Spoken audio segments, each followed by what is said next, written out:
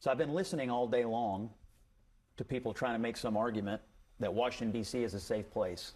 It's not a safe place. And we can argue about statistics and numbers. There's a police commander right now on suspension because there's some allegation that the statistics have been altered. But we can argue about that all day long. Guys, I'm off the grid for August, but Scott Jennings is still fighting with retards. You know, a few months ago, I was in Union Station and saw a body hit the floor at the bottom of the escalator in Union Station because there was a murder right in front of me. Up on the second floor, I was going to get a tie, and I heard the shots and saw the body hit the floor. So I've been listening all day long to people trying to make some argument that Washington, D.C. is a safe place.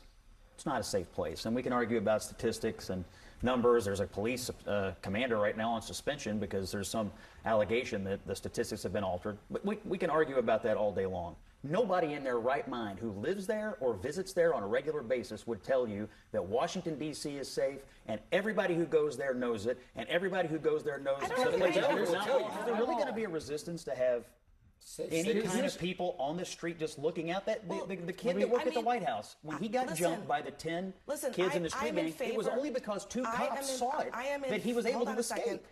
And we still need the public support. So coming out in such an aggressive manner could actually backfire on us. That's an interesting point. I will just point out that the head of the D.C. Police Union, here's a direct quote, "We completely agree with the president that crime in the District of Columbia is out of control and something needs to be done with it." So it sounds like to me, among the rank and file, the president has some support from the cops for doing this today in Washington. No, we do need the support.